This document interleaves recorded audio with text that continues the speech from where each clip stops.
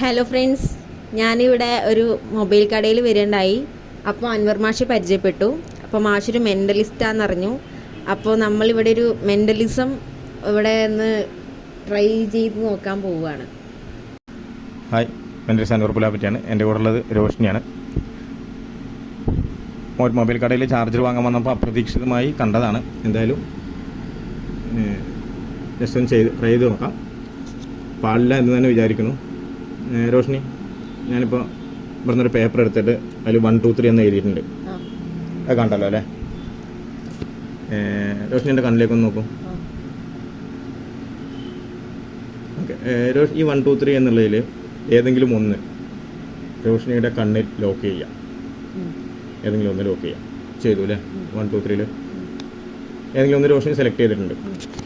രോഷിനിക്ക് അത് മാറ്റണമെങ്കിൽ മാറ്റാം. മാറ്റണ്ട അല്ലേ? അത് സെലക്ട് ചെയ്ത് ഉറപ്പിച്ച് വെച്ചേക്കാണ് അല്ലേ? രോഷിനി അത് മാറ്റാൻ ചാൻസ് ഉണ്ടോ? മാറ്റണം, ഒന്നുകൂടി മാറ്റണോ? ഇല്ല, വീണ്ടും ചോദിക്കുന്നു. രോഷിനിക്ക് മാറ്റണോ? രോഷിനി പിന്നെ സെലക്ട് ചെയ്തൊരു പേപ്പർ ഉണ്ട്. ഏതായിരുന്നു? 1. രോഷിനി 1 ആണ് സെലക്ട് ചെയ്തത്. നിങ്ങൾ ശ്രദ്ധിച്ചിട്ടുണ്ടോയെന്ന് അറിയില്ല. ഞാനിവിടെ നിൽക്കുമ്പോൾ തന്നെ എൻ്റെ കയ്യിലൊരു പേപ്പർ ഞാൻ പിടിച്ചും കൊണ്ട് നിൽക്കുന്നുണ്ട്. എൻ്റെ കയ്യിലൊരു പേപ്പർ ഞാൻ പിടിച്ച് നിൽക്കുന്നുണ്ട്. ആ പേപ്പറിൽ എന്താ എഴുതിയെന്നുള്ളത് ഒന്ന് രോഷിനി വായിക്കണം. എന്താ എഴുതിയേക്കണേ? Roshni select number 1. എന്താ എഴുതിയത്? Roshni select number 1. Roshni select number 1.